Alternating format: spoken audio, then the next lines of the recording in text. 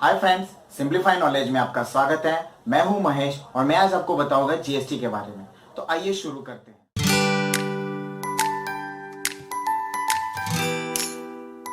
GST क्या होता है? तो जीएसटी एक इनडायरेक्ट टैक्स है जो भारत में स्टेट गवर्नमेंट और सेंट्रल गवर्नमेंट द्वारा लगाए जाने वाले इनडायरेक्ट टैक्सेस की जगह लेगा। इसे कंजम्पशन बेस्ड, मल्टी स्टेज और डेस्टिनेशन बेस्ड टैक्स कहा जाता है, क्योंकि जहाँ पे भी गुड्स का और सर्विस का कंजम्पशन होगा तो जीएसटी लगाया जाएगा। इसे मल्टी स्टेज और डेस्टिनेशन बेस्ड टैक्स भी कहा जाता है, क्योंकि ये मैन्युफैक्चर से लेकर होलसेलर तक और होलसेलर से लेकर रिटेलर तक जहाँ पे भी वैल्यू एडिशन होगा तो वहाँ पे ये लगाया जाएगा। जीएसटी भारत में 1 जुलाई 2017 से लगाया जाएगा। जीएसटी सारे ट्रांजैक्शन पर लगाया जाएगा, जैसे कि sale, transfer, purchase, barter, lease और इंपोर्ट ऑफ गुड्स और सर्विसेज। इंडिया में ड्यूअल जीएसटी मॉडल को एक्सेप्ट किया जाएगा। एक जीएसटी होगा सेंट्रल जीएसटी और दूसरा होगा स्टेट जीएसटी, और जो इंटीग्रेटेड जीएसटी होगा उसे सेंट्रल और स्टेट गवर्नमेंट दोनों भी एडमिनिस्टर करेगी। जीएसटी सारे गुड्स एंड सर्विसेज पर लगेगा, पर crude petroleum, motor spirit, diesel, aviation turbine fuel and natural gas पर नहीं लगेगा। अब बात करते हैं जीएसटी में शामिल करने वाले टैक्स की। पहले बात करते हैं सेंट्रल जीएसटी की, जिसमें शामिल किए गए टैक्स है एक्साइज ड्यूटी, सीवीडी यानी काउंटर वेलिंग ड्यूटी जो कस्टम में लगाई जाती है, service tax, surcharge and cess, और दूसरा है स्टेट जीएसटी जिसमें VAT, entertainment tax, luxury tax, tax on lottery, state cess and surcharge, इन सब टैक्स को शामिल कर दिया गया है जीएसटी में। Types of GST. जीएसटी में 3 तरीके के जीएसटी होगा। पहला होगा सेंट्रल जीएसटी, दूसरा होगा स्टेट जीएसटी और तीसरा होगा इंटीग्रेटेड जीएसटी। जो सेंट्रल जीएसटी है वो सेंट्रल गवर्नमेंट द्वारा लगाया जाएगा और ये सेंट्रल एक्साइज और सर्विस टैक्स की तरह काम करेगा। दूसरा है स्टेट जीएसटी जो स्टेट गवर्नमेंट द्वारा लगाया जाएगा और ये वैट की तरह काम करेगा।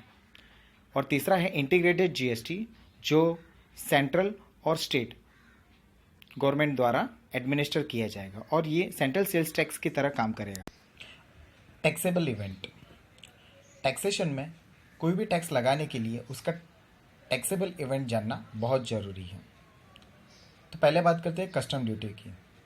तो कस्टम ड्यूटी का टैक्सेबल इवेंट है goods to be imported in India और एक्सपोर्टेड फ्रॉम इंडिया। अगर ये कंडीशन सेटिस्फाई होती है तो कस्टम ड्यूटी लगती है। Excise duty, goods must be manufactured in India, ये इसका टैक्सेबल इवेंट है, यानी कोई भी गुड्स इंडिया में मैन्युफैक्चर हुआ है तो उस पर एक्साइज ड्यूटी लगेगी। और सर्विस टैक्स, यानी सर्विस प्रोवाइडेड और टू बी प्रोवाइडेड, ये सर्विस टैक्स का टैक्सेबल इवेंट है। VAT, sale within the state. अगर आप कोई भी sale within the state करते हो, यानी महाराष्ट्र का सेल महाराष्ट्र में करते हो तो वैट लगेगा। CST, sale outside the state, यानी महाराष्ट्र का सेल आप गुजरात में करते हो तो आप पर सीएसटी लगेगा। और अब जीएसटी में टैक्सेबल इवेंट क्या है? Supply of goods and service, यानी अगर आप किसी भी तरीके की गुड्स की और सर्विस की सप्लाई करते हो तो आप पर जीएसटी लगेगा। GST registration. तो किसे जीएसटी में रजिस्ट्रेशन करवाना पड़ेगा तो ये बताता हूँ मैं आपको आज। Every supplier shall be liable to register under GST in the state from where he makes taxable supply of goods and services. If his aggregate turnover in a financial year exceeds threshold limit as announced by GST Council on 24th September 2016 is 10 lakh. मतलब अगर आपका aggregate turnover 20 lakh से ऊपर है तो आपको GST में registration करवाना पड़ेगा, पर यह लिमिट नॉर्थ ईस्ट स्टेट्स के लिए इंक्लूडिंग सिक्किम के लिए 10 लाख रुपए है। तो हमें ये जानना होगा कि एग्रीगेट टर्नओवर क्या होता है। तो एग्रीगेट टर्नओवर यानी जिसमें all taxable and non taxable supplies exempt supplies and export of goods or services of a person having the same PAN to be computed on all India basis and exclude taxes if any charged under GST. मतलब अगर आप किसी भी तरीके की taxable, non taxable, exempt, export, free samples जो भी होगा, और आप समझ लो कि आप अगर एक साथ में 4 सर्विस प्रोवाइड करते हो अलग अलग जगह से, पर वो चारों का एक ही पैन नंबर है, तो वो चारों का टर्नओवर गिना जाएगा। और अगर वो चारों सर्विसेज के टर्नओवर 20 लाख से एक्सीड्स करती है तो आपको जीएसटी में रजिस्ट्रेशन करवाना पड़ेगा। पर एग्रीगेट टर्नओवर में एक चीज़ इंक्लूड नहीं होती, वो है value of supply on which tax is levied on reverse charge basis and valued of inward supplies. मतलब जो रिवर्स चार्ज में है वो एग्रीगेट टर्नओवर नहीं आएगा, और वैल्यू ऑफ इनवर्ड सप्लाईज मतलब जो आपने रिसीव किया है वो आपका नहीं आएगा। अब बात करते हैं इनपुट टैक्स क्रेडिट की। इनपुट टैक्स क्रेडिट क्या होता है? अगर हम बिजनेस करते हैं तो हम हमारे प्रोडक्ट को बनाने के लिए जो रॉ मटेरियल परचेज करते हैं या सर्विस प्रोवाइड करने के लिए किसी प्रोफेशनल की हेल्प लेते हैं, तो हम उन्हें पेमेंट करते हैं टैक्स के साथ। तो वो जो टैक्स पे किया है उसे कहते हैं इनपुट टैक्स क्रेडिट। तो वो ऑलरेडी जो हमने पे कर दिया है तो वो हम फिर से क्यों भरें? इसीलिए गवर्नमेंट हमें उसके लिए डिडक्शन देती है। मतलब वो जो पेमेंट किया है उसे हम लेस करना होता है। तो वो हम कैसे कर सकते? Input tax credit adjustment. तो हमारे पास 3 तरीके के इनपुट टैक्स क्रेडिट हो सकते हैं। तो उसमें हम पहले आईजीएसटी की बात करते हैं। तो हमें इसी ऑर्डर में इनपुट टैक्स क्रेडिट को एडजस्ट करना है। अगर हमारे पास आईजीएसटी का इनपुट टैक्स क्रेडिट है तो सबसे पहले हमें उसे आईजीएसटी के लिए यूज़ करना है, उसके बाद सीजीएसटी के लिए, और उसके बाद एसजीएसटी के लिए। तो ये ऑर्डर में रहेगा। और सीजीएसटी का पहले सीजीएसटी के साथ, बाद में आईजीएसटी के साथ। और तीसरा है एसजीएसटी, जिसे हम पहले एसजीएसटी के साथ फिर आईजीएसटी के साथ, और ये ऑर्डर इसी ऑर्डर में रहेगा। कंपोजिशन स्कीम ये उन लोगों के लिए है जिनका टर्नओवर 20 लाख से ज़्यादा है पर 75 लाख से कम है, तो वो कंपोजिशन स्कीम के लिए अप्लाई कर सकते हैं। Condition to opt for composition scheme. कुछ कंडीशन है जो आपको कंपोजिशन स्कीम लेने के लिए उसका पालन करना पड़ेगा।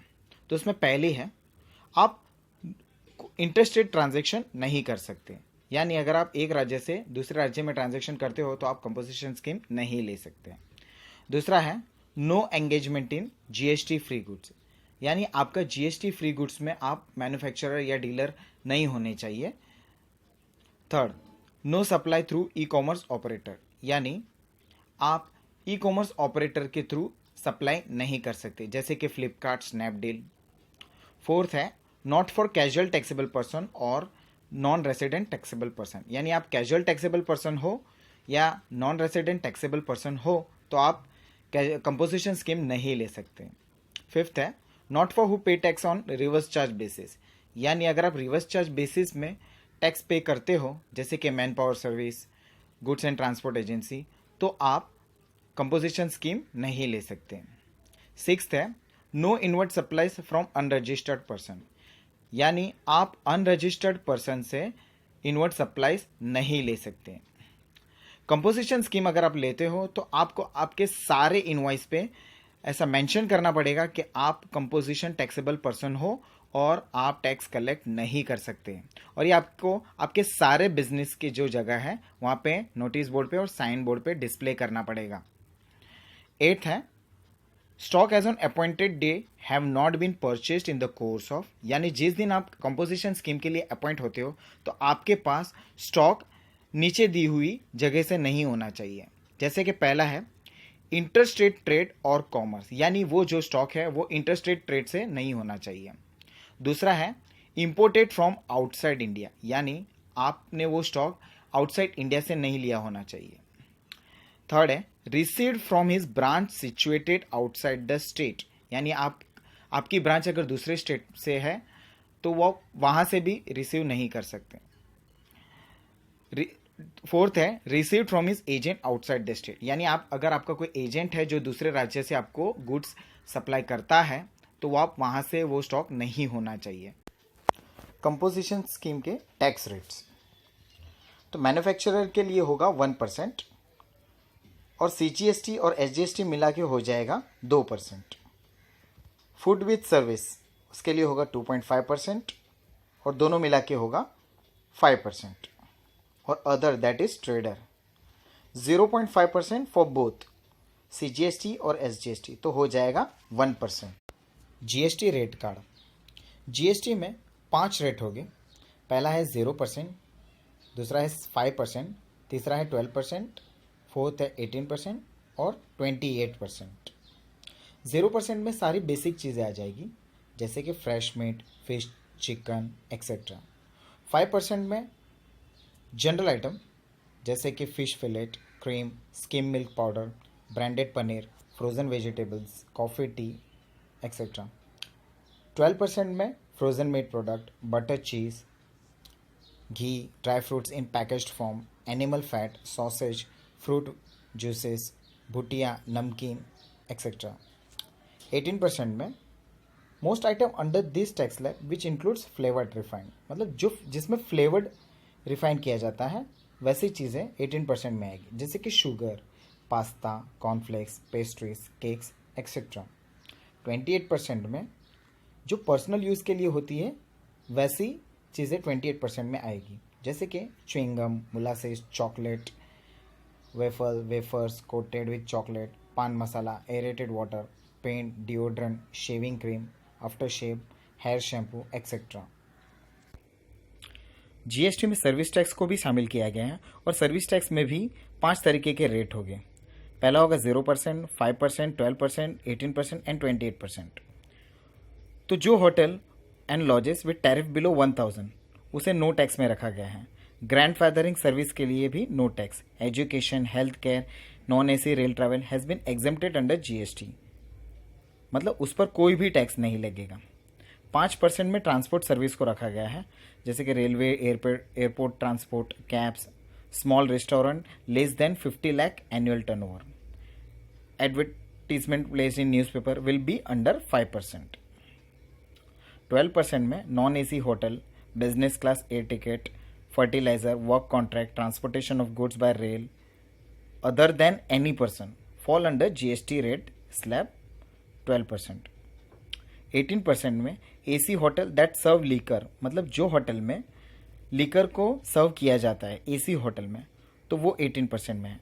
टेलीकॉम सर्विस को, IT सर्विस को, government services such as auction of resources including spectrum, branded garment को, एक्सेस टू सर्कस और Indian classical dance, folk dance, theatrical performance and drama, financial service will attract 18%। और 28% में 5 star hotel को रखा गया है। Cinema को, रेसिंग को, betting on racing and casino will attract tax 28% tax slab under GST। तो ये है सर्विस टैक्स के रेट जो GST में होंगे। GST रिटर्न, इसमें टोटल 11 तरीके के रिटर्न हैं पर हम बात करेंगे टोटल 8 रिटर्न की। GSTR 1 ये रजिस्टर्ड टैक्सेबल पर्सन के लिए होता है और ये outward supplies of taxable goods और सर्विसेज की डिटेल हमें GSTR 1 में देनी है और ये हमें 10th ऑफ नेक्स्ट मंथ यानी जून का हम 10 जुलाई को रिटर्न फाइल करेंगे। GSTR 2 में हमें inward supplies of taxable goods और सर्विसेज, यानी हमने जो भी परचेज किया है या सर्विस रिसीव की है उसकी डिटेल हमें GSTR 2 में देनी है और ये हम 15th ऑफ नेक्स्ट मंथ यानी जून का हम 15 जुलाई को करेंगे।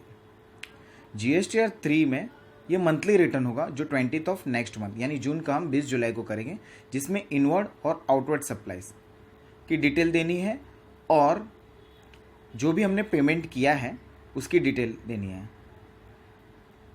GSTR 4 ये होता है कंपोजिशन सप्लायर के लिए जो क्वार्टरली रिटर्न फाइल करना है और ये हमें 18th ऑफ नेक्स्ट मंथ यानी अप्रैल से जून के क्वार्टर का हम 18 जुलाई को करेंगे। GSTR 5 ये होता है नॉन रेसिडेंट टैक्सेबल पर्सन के लिए। Return for non resident foreign taxable person, मतलब ये जो non resident foreign taxable person होता है उनके लिए होता है, और ये हम 20th ऑफ नेक्स्ट मंथ यानी जून का 20 जुलाई को करेंगे। GSTR 6 जो होता है इनपुट सर्विस डिस्ट्रीब्यूटर के लिए, return for input service distributor, और ये है 13th of month succeeding quarter यानी अप्रैल से जून का 13 जुलाई को करेंगे।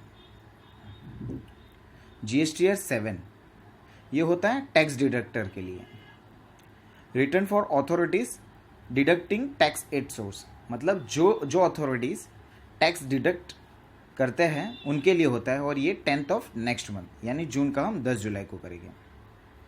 GSTR 8 ये होता है ई कॉमर्स ऑपरेटर के लिए, detail of supplies affected through e commerce operator, मतलब जो ई कॉमर्स ऑपरेटर होता है उनकी सप्लाई की डिटेल इसमें देनी है, और ये 10th ऑफ नेक्स्ट मंथ यानी जून का 10 जुलाई को।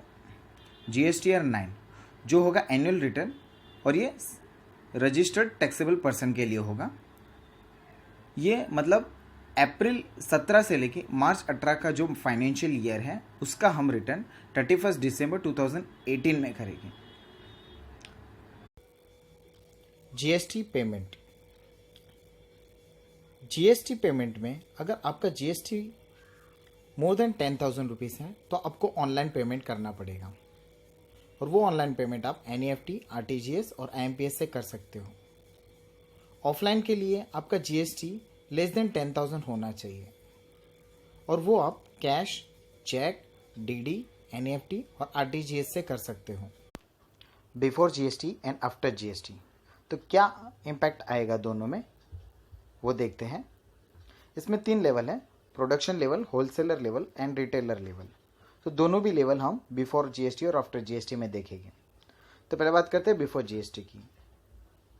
प्रोडक्शन लेवल, उसमें अगर समझो कि हमारे पास रॉ मटेरियल 50 रुपीज़ का है और एक्साइज ड्यूटी है 12.5% यानी 6.25, और वैट एट 5% 2.81, तो टोटल हो गया 59.06। अब ये होलसेलर लेवल पे जाता है जहाँ पे transportation 15 rupees, value addition 10, CST 2% 1.68 rupees होता है, तो टोटल होता है 85.74 रुपीज़। रिटेलर लेवल पे वैल्यू एडिशन 5, वैट एट 5%, तो होता है 4.53, तो टोटल प्रोडक्शन कॉस्ट होता है 95.28। अब बात करते हैं आफ्टर GST में। प्रोडक्शन लेवल में हमारे पास रॉ मटेरियल है 50 रुपीज़ का, और GST है 5% 2.5, तो टोटल होता है 52.5। होलसेलर लेवल पे ट्रांसपोर्टेशन 12, वैल्यू एडिशन 10 और GST एट 5% 1.1, तो टोटल होता है 75.6। रिटेलर लेवल पे value addition 5, GST at 5% that is 0.25% rupees, total production cost होता है 80.85। यानी दोनों में आप देख सकते हैं कि GST में प्रोडक्शन कॉस्ट कम होता है कंपेयर टू बिफोर GST। अगर आपको ये मेरा वीडियो अच्छा लगा तो please like and subscribe my channel simplify knowledge, जहाँ पे मैं आपको डिफ़िकल्ट चीज़ें आसान भाषा में सिखाऊंगा, वो भी हिंदी में।